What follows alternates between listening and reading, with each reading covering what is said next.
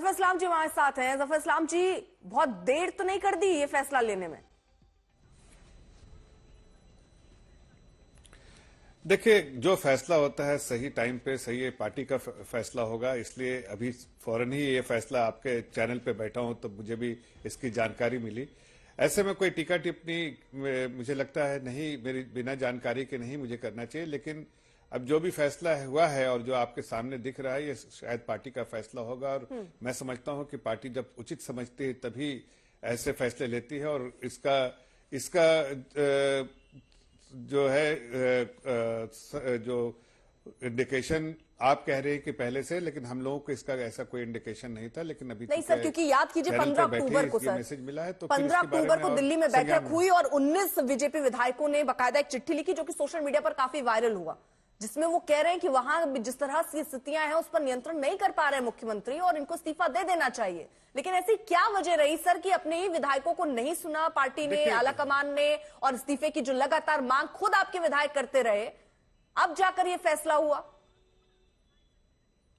देखिए, विधायकों की मांग या किसी और की मांग वो इम्पोर्टेंट नहीं है। स्टेट जब ऐसे सिचुएशन में है, जब थोड़ा वहां पर कहीं ना कहीं फ्रिक्शन चल रहा है ग्रुप्स में, तो उस वक्त ज्यादा जरूरी होता है कि वहां पर पीस एंड स्टेबिलिटी की जरूरत होती है और उस पर ज्यादा प्राथमिकता दी गई होगी।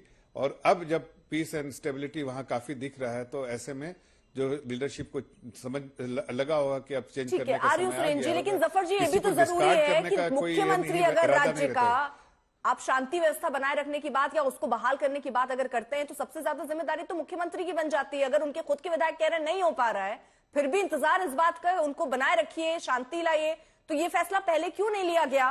राज्य की जरूरत के हिसाब से भी मैं पूछ रही हूँ, क्योंकि वो तो जरूरी थे ना कि शांति लाया जाए, किसी तरह शांति बहाल की जाए, और उसमें वो नाकाम दिख रहे थे। देखिए, सिर्फ लीडरशिप नहीं, सिर्फ सीएम के चेंज होने से वहां पर जो डिस्टर्ब एरियाज थे उसमें पीस आ जाएगा, ऐसा नहीं था। और शायद इसी वजह से हमारी लीडरशिप ने या सरकार ने जो भी फैसले लिए हैं, गृह मंत्री जी ने फैसला लिया होगा, तो वो अभी सही फैसला है। इसलिए कि पहले सबसे ज्यादा प्राथमिकता क्या थी?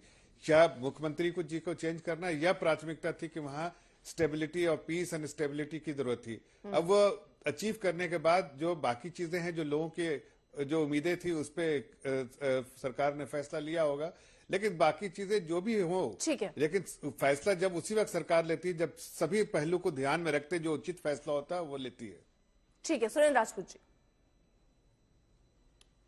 देखिए, अशांत मणिपुर के जो सीएम थे, बल्कि असफल सीएम थे बीरेन्द्र सिंह जी का, आखिरकार इन लोगों ने इस्तीफा लिया। हम लोग तो सालों से मांग कर रहे थे कि वहां राष्ट्रपति शासन ले गए, क्योंकि वीरेन्द्र सिंह जी और भारतीय जनता पार्टी वहां पर एक पक्ष में खुल करके खड़े थे और मणिपुर को अशांत और आतंकवादियों के साथ में इन लोगों ने कर दिया था। अभी जफर भाई कह रहे थे कि विधायकों से की मांग से कुछ नहीं होता, तो चुनी हुई सरकार में जफर भाई विधायकों की ही मांग से सब कुछ होता है। और अब बीरेन्द्र सिंह का आप लोगों ने इस्तीफा लिया है, तो असफल गृह मंत्री का भी इस्तीफा ले लीजिएगा तो शायद मणिपुर शांत हो जाएगा। केंद्र में जो गृह मंत्री हैं, पिछले पूरे 1.5 साल से लगातार प्रचार मंत्री के रूप में काम कर रहे हैं। आज एक सही समय है कि मणिपुर में राष्ट्रपति शासन लगाया जाए, मणिपुर में सारे पक्षों से बात की जाए, सारे मैतेई को, कुकीज को, सारे लोगों को इकट्ठा किया जाए और वहां शांति बहाली की अपील के लिए एक सर्वदलीय बैठक भी बुलाई जाए और राष्ट्रपति शासन लगा करके ये काम किया जाना चाहिए। और जो केंद्र के गृह मंत्री हैं, ठीक है, लेकिन जरा ये जो अब घटना हुई है, अब इस्तीफा हुआ है, इसका मतलब क्या है, जरा वो भी जरा समझे। रजत सेठी साहब हैं, राजनीतिक विश्लेषक का, पॉलिटिकल एडवाइजर भी रहे हैं। मणिपुर के हालात को देखते हुए रजत जरा ये बताइए कि उस समय इस्तीफा ना होना ठीक था, अब इस्तीफा होना सही है, या फिर ये दबाव में सीधा लिया हुआ फैसला है और बहुत देर में लिया गया फैसला है?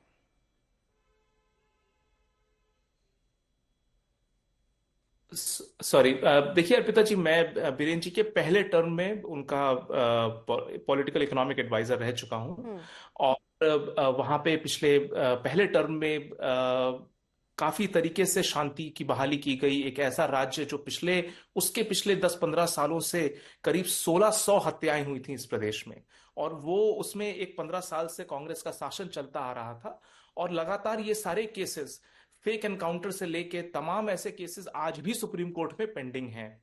तो परिस्थितियां उस समय भी कोई बहुत ऐसी नहीं थी, चर्चा नहीं होती थी, क्योंकि मणिपुर के बारे में कई लोग चर्चा ही नहीं करते थे दिल्ली में। बीजेपी की सरकार आई, चीजों को, परिस्थितियों को स्टेबलाइज किया, और उसके बाद एक ऐसी अनहोनी घटना घटी जो कि एक कोर्ट के आदेश के बेसिस पे, जिसमें बोला गया कि एक समुदाय को एक ट्राइबल स्टेटस दे दिया जाएगा, तो उसकी वजह से बाकी समुदायों में इसके प्रति एक अचानक से भावना पैदा हुई, और उस भावना की वजह से मुझे लगता है वहां पर एक दंगे हुए।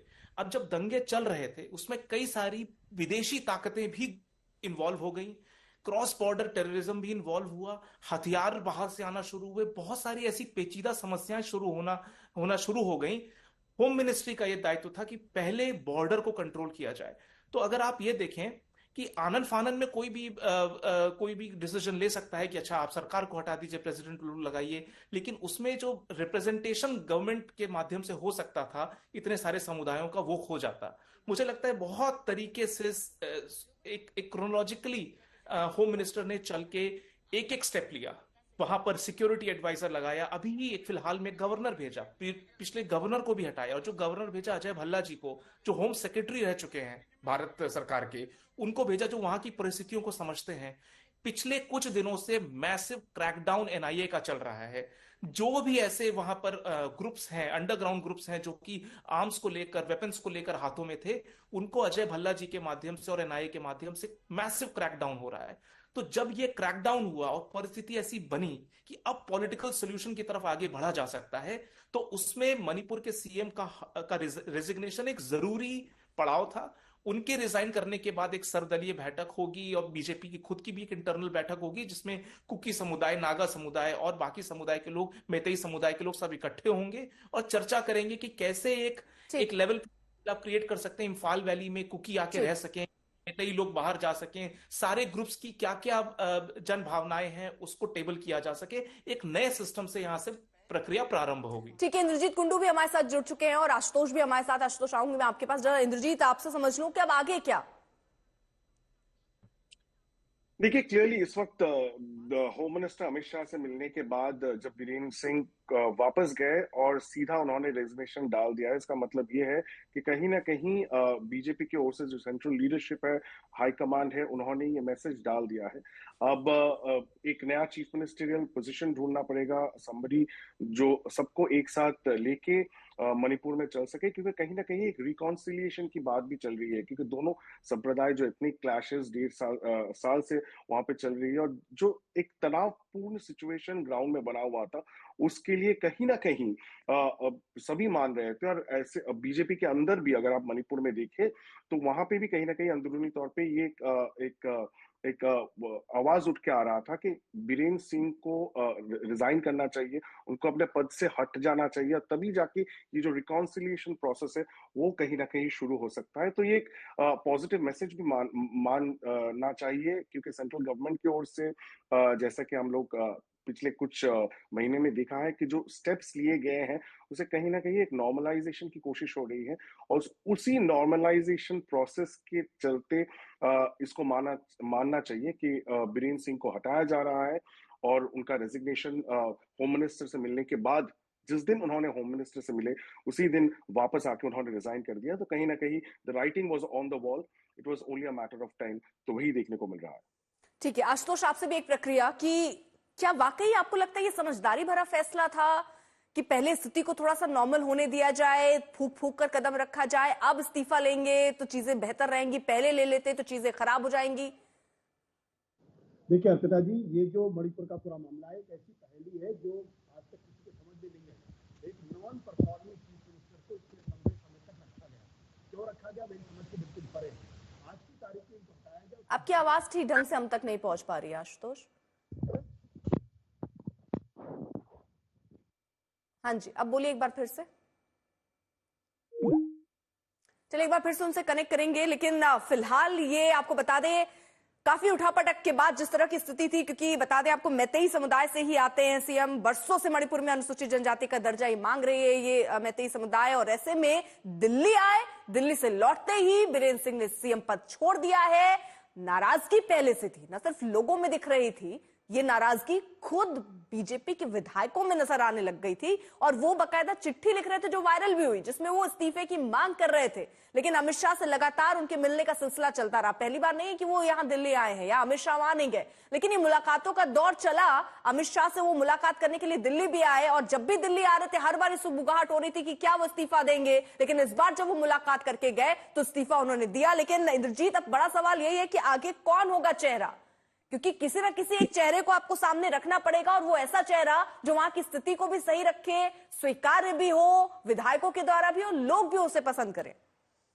बिल्कुल, यही सबसे बड़ा चैलेंज इस वक्त बीजेपी लीडरशिप के लिए होगा, ऐसा एक चेहरे को ढूंढना जो सबके लिए एक्सेप्टेबल हो। क्योंकि एक चीज अगर आप देखें, बीजेपी के जो सरकार बनी थी बीरेन्द्र सिंह का, उसमें कुछ कुकी संप्रदाय के एमएलएज भी थे, उनके पार्टिसिपेशन भी थे। लेकिन कहीं ना कहीं इस एथनिक क्लैश में उस कुकी संप्रदाय जो सफर कर रहे थे, उसके साथ साथ उन बीजेपी के जो एमएलएज हैं उनको भी ये पूरे जो एथनिक क्लैश है उसमें काफी मशक्कत झेलनी पड़ी एंड अटैक भी झेलना पड़ा।